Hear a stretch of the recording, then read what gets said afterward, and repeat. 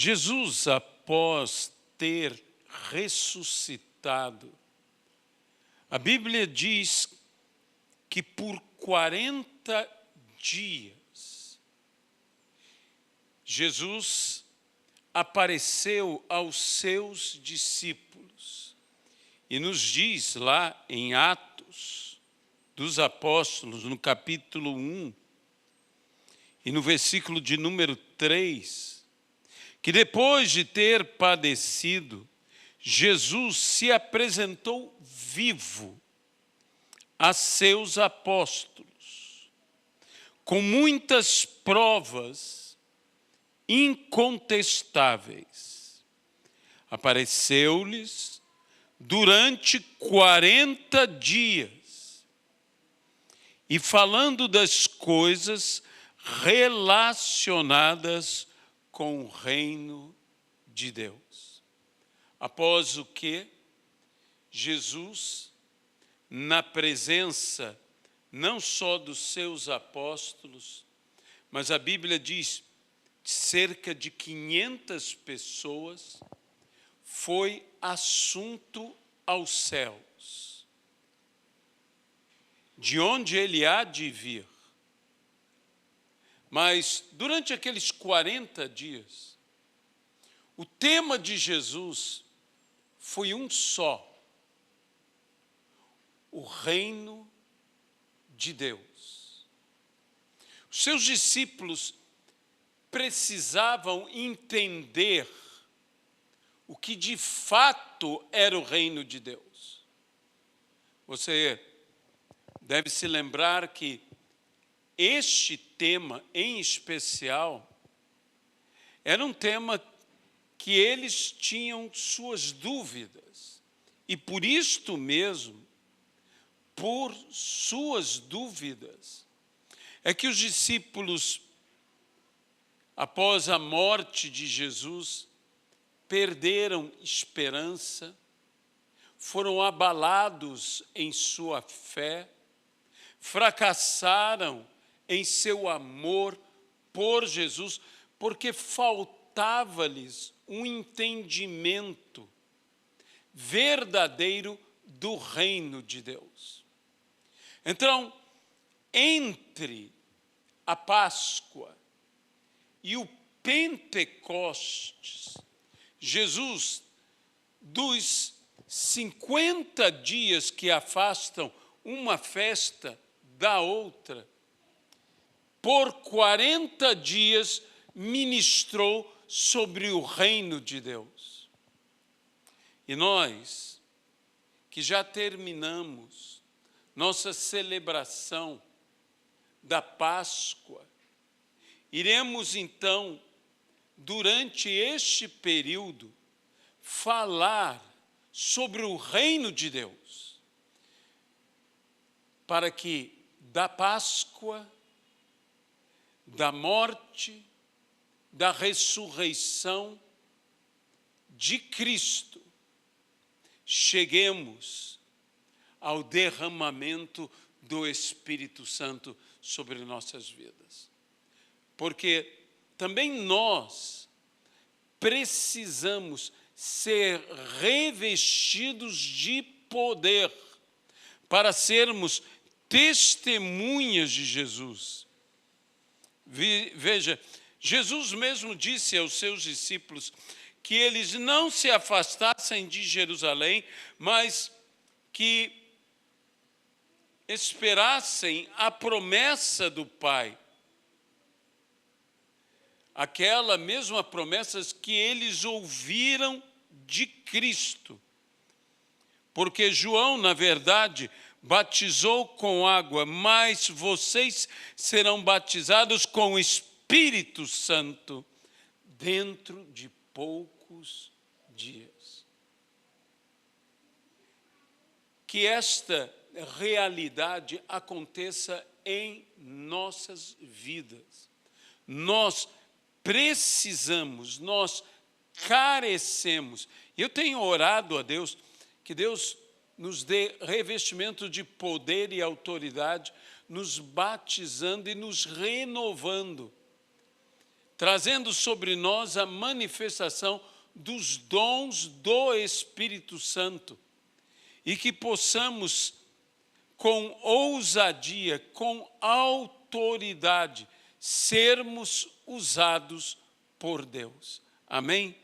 Então, dando início a tudo isto, eu gostaria de convidar a você a abrir a sua Bíblia no Evangelho de Marcos. Evangelho de Marcos, capítulo de número 10. O texto que leremos está dentro da narrativa do episódio daquele jovem rico que chegou até Jesus e disse que desejava segui-lo. E a Bíblia diz que Jesus, olhando para ele,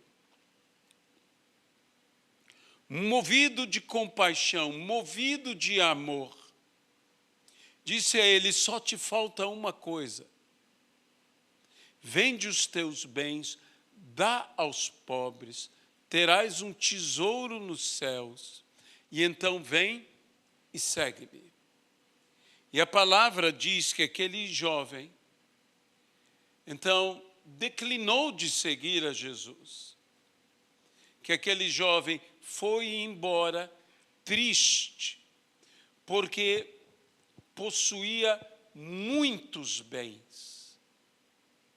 Tinha muitas posses. Era, como a Bíblia mesmo diz, detentor de muitos bens, muitas posses. Por isso nós o chamamos de um jovem rico.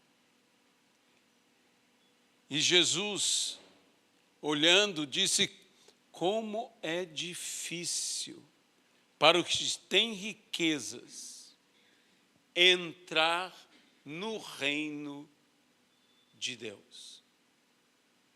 Como é difícil para os que têm riquezas entrarem no reino de Deus. O que estaria falando Jesus? Estaria Jesus contra termos riquezas? De forma alguma.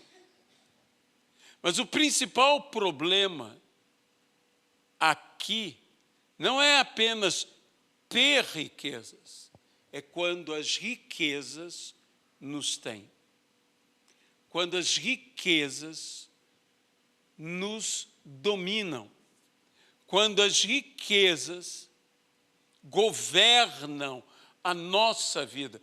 Lembre-se que Jesus mesmo disse de outra feita que nós não podíamos ter dois senhores, não poderíamos servir a Deus e servir às riquezas. No caso deste jovem, ele servia às riquezas. Muitos dos que pensam estar se servindo das riquezas, de fato estão servindo as suas riquezas, principalmente quando elas se tornam um motivo impeditivo de entrarmos no reino de Deus. Então, Jesus fala sobre isso e diz que é mais fácil um camelo passar pelo fundo de uma agulha do que um rico entrar no reino de Deus.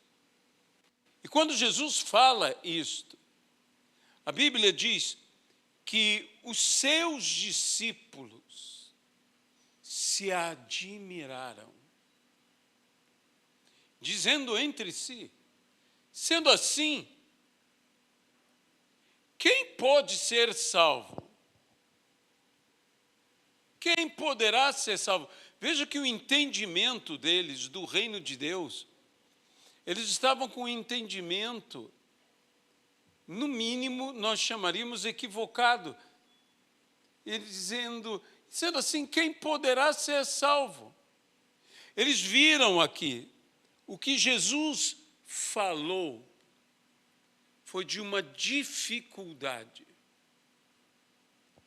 E eles transformaram, como normalmente nós fazemos em nossas vidas, nós transformamos dificuldades em impossibilidades. Jesus não estava falando de impossibilidades. Jesus estava falando de uma dificuldade. Mas imediatamente os discípulos tornaram aquela situação, aquele tema da dificuldade em uma impossibilidade. Sendo assim, quem poderá ser salvo? Meus irmãos, quantas vezes na nossa vida, e que Deus nos liberte disso, nós temos transformado dificuldades em impossibilidades. Encaramos uma dificuldade e já a transformamos em nossa vida numa impossibilidade.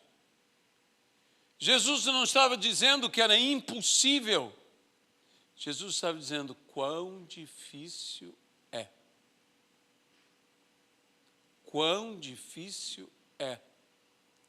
E já que eles trouxeram a impossibilidade, Jesus dá resposta a todos eles dizendo, para os seres humanos, ou seja, para os homens, é impossível. Existem coisas que para os homens, de fato, são impossíveis. Mas Jesus disse, contudo, não para Deus, porque para Deus tudo é possível. Pare de crer nas suas impossibilidades e comece a crer na operosidade de Deus. Porque para Ele não há impossíveis. Para Deus não existem impossíveis. Diante desta situação,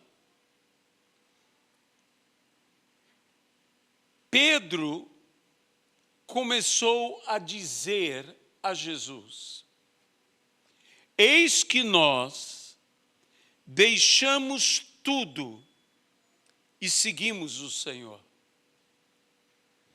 Jesus então respondeu, em verdade lhes digo que não há ninguém que tenha deixado casa, irmãos, irmãs, mãe, pai, filhos ou campos, por minha causa e por causa do Evangelho, que não receba já no presente, em outras versões, já nesta vida, 100 vezes mais. E diz, 100 vezes mais casas, irmãos, irmãs, mães, filhos e campos. E acrescentou, com perseguições. E no mundo por vir receberá a vida eterna. Que Deus possa abençoar a sua palavra em nossas vidas. Sabe, especialmente no Evangelho de Marcos, Jesus se refere a coisas e pessoas deixados por amor a Ele e por amor ao Evangelho, por causa dele e por causa do Evangelho. E Jesus então faz o contraste, dizendo que receberá 100 vezes mais do que deixou em casas, em irmãos, irmãs, em mães, em filhos, em campos, mas acrescenta, com perseguições. Como nós gostaríamos que Jesus não tivesse acrescentado esse pequeno detalhe, com perseguições. Nós gostaríamos que Jesus tivesse parado ali e dito, receber 100 vezes mais. Diz, que bom. Será que Jesus estava se referindo em uma mera multiplicação? Embora Deus possa nos dar o cêntuplo, possa multiplicar em nossas vidas e nos abençoar, como no caso de Gênesis, quando fala que, em obediência, Isaac ficou e semeou a terra. E diz, e ele semeou a terra e colheu a 100 por 1. Colheu 100 vezes mais. E acrescenta, porque o Senhor o abençoou e tornou-se homem riquíssimo. Não é que Deus não nos possa abençoar, mas o tema que Jesus está falando aqui não é de nos enriquecer. Veja, Jesus introduz dizendo, quão difícil é um rico entrar no reino dos céus. Você acha mesmo que depois de Jesus dizer isso, ele estaria prometendo enriquecer os seus discípulos? Seria um contrassenso do que Jesus havia falado e introduzido a palavra que ele estava dando. E volto a dizer, não é que Deus não nos possa abençoar, como abençoou a Isaac. Ele pode nos abençoar. Mas eu creio que o que Jesus estava falando aqui era algo concernente ao reino de Deus, e não a nossa vida meramente terrena, mas ao reino de Deus. Este é o tema que Jesus está falando aos seus discípulos. E devemos nos lembrar do que o apóstolo Paulo mesmo disse a respeito do reino de Deus. Que o reino de Deus não é comida, que o reino de Deus não é bebida, mas o reino de Deus é justiça, alegria e paz no Espírito Santo. Então, o que Jesus está falando aqui é dessa plenitude em justiça, é dessa plenitude em alegria, dessa plenitude em paz, e que tudo isso virá, mas Jesus não ilude a ninguém com perseguições. Com perseguições.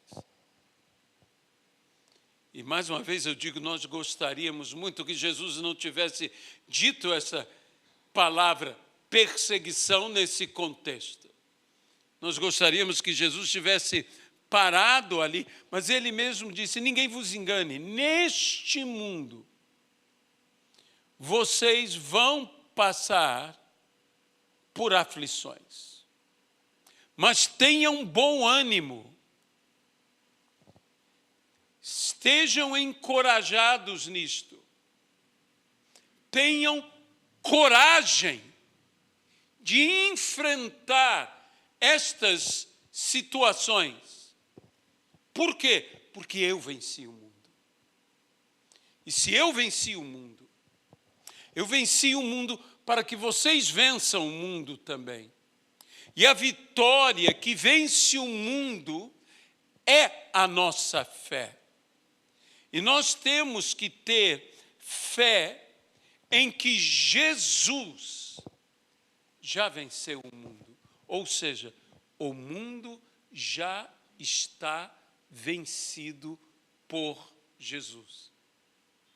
Agora, eu devo vencer o mundo. Mas veja, eu não estou enfrentando um inimigo imbatível. Ao contrário, eu estou enfrentando um inimigo que já foi vencido, que foi vencido por Cristo, e agora será vencido por cada um de nós. Eu tenho que ter esta fé, que eu também vencerei o mundo através, em primeiro lugar, da vitória de Cristo. Eu vencerei. Você vencerá. E nós precisamos entender que Jesus aqui não estava falando sobre uma questão econômica, uma questão financeira, uma questão de enriquecimento. Deus pode enriquecer a quem Ele quiser enriquecer. Mas não é isto que Jesus está falando. Jesus está falando que nós receberemos 100 vezes mais. E esses 100 vezes mais não quer dizer que eu receberei multiplicado. Isso não é um investimento a curto, médio ou longo prazo. Isso é uma recompensa de um abrir mão por amor. É muito diferente. É muito diferente. O apóstolo Pedro disse com razão, nós tudo deixamos. Ora, Levi ou Mateus deixou a sua vida de publicano, de coletor de impostos, ele deixou a sua mesa, ele deixou a vida de entradas, muitas vezes entradas ilícitas. Mas ele jamais recebeu as entradas multiplicadas que um dia ele teve. Pedro, André, Tiago e João deixaram a pesca maravilhosa. Deixaram, simplesmente deixaram. Jesus fez um milagre, houve a pesca maravilhosa e diz que, diante do que eles viram, o assombro tomou conta deles. E a Bíblia nos diz, então, e deixando tudo, o seguiram. Meus irmãos, nem Pedro, nem André, nem Tiago, nem João, que nós saibamos, receberam de volta 100 pescas maravilhosas, como a pesca que eles deixaram. Eles não receberam. Eles deixaram as redes, eles deixaram o barco. Pedro, que eu saiba, jamais teve 100 barcos, nem 100 redes. Ao contrário, o mesmo Pedro, com o mesmo João, subindo ao templo, depois do batismo no Espírito Santo, ou seja, depois de tudo isto, eles disseram àquele paralítico, e Pedro tomou a palavra e disse, ouro e prata eu não tenho, mas o que eu tenho, isso eu te dou. Que interessante, eu não tenho, e o que tenho eu dou. Esse é o grau de abnegação destes homens de Deus, Por quê? Porque eles buscavam, em primeiro lugar, o reino de Deus e a sua justiça. E se nós pararmos para pensar o que a igreja, de uma forma geral, tem buscado em nossos dias, a igreja tem buscado as riquezas desse mundo, o sucesso desse mundo e a glória deste mundo. E, meus amados irmãos, por que a igreja quer enriquecer tanto? Por que os membros da igreja querem, usarei a palavra mais em voga, prosperar tanto? Porque nós não estamos entendendo o que é o reino de Deus. E nós não estamos com os valores do reino de Deus, que não é comida, que não é bebida, mas é justiça, paz e alegria no Espírito Santo. E que nós precisamos transmitir ao mundo, porque a nós é dado o que? Pregar o evangelho do reino de Deus em todo o mundo, até que Jesus venha. E nós temos que transmitir este evangelho e temos que também, com nossa própria vida, vermos que abrimos mão do que para tantos é valioso. E deixe-me dizer uma coisa, o que Jesus cita aqui é valioso. Jesus não cita apenas posse, Jesus cita família, Jesus cita irmãos, Jesus cita irmãs, Jesus cita mães, pais, não só campos, não só bens, mas Jesus diz: ninguém há que tenha deixado qualquer coisa por amor a mim e por amor ao reino, ou por minha causa e por causa do reino, que já nesta vida não receba 100 vezes mais com perseguições. Com perseguições. De modo que isso não é uma questão de termos 100 campos, nem mesmo 100 mães. Você não tem uma centena de mães. O que Jesus está falando é que nós teremos algo muito maior, muito melhor.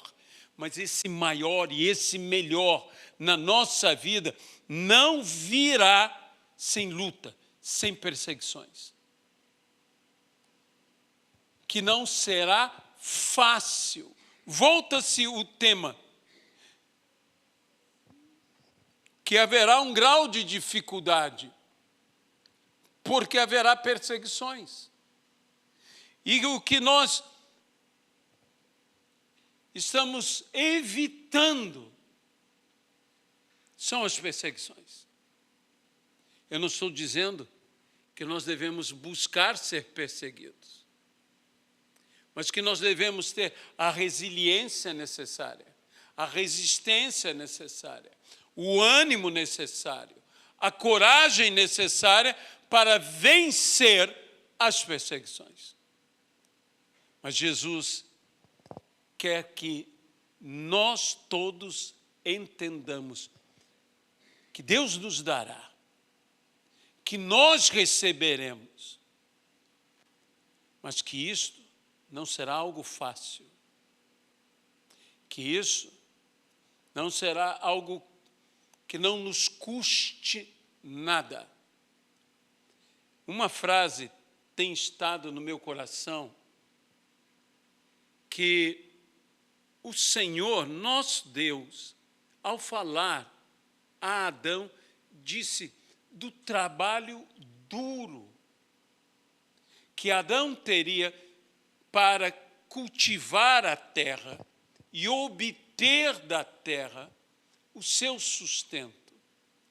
No suor do teu rosto comerás o teu pão. Sim, comerás, mas vai te custar. Em outras palavras, vai ser um trabalho duro. E, meus irmãos, nós seremos abençoados, mas será duro. E a Bíblia diz que a terra produziu espinhos e abrolhos. E muitas vezes nós falamos dos abrolhos e dizemos espinhos e abrolhos, mas afinal de contas, o que são abrolhos? Abrolhos são ervas daninhas. Ervas daninhas. E sabe uma característica da erva daninha? É que a única coisa que dá sem trabalho no campo é erva daninha. E se você e eu não entendermos que é necessário trabalho e trabalho duro, nós corremos o risco de tudo que vamos colher sem trabalho é erva daninha, que não serve para nada. Então, Jesus aqui diz o reino de Deus. E lembre-se, eu terminarei com isso, porque não quero tomar muito nosso tempo. Hoje só estamos introduzindo o tema. O reino de Deus é tomado com esforço. E os que se esforçam se apoderam dele. Vai dar trabalho, mas vamos conseguir e vale a pena. Amém? Senhor nosso Deus, que nós possamos romper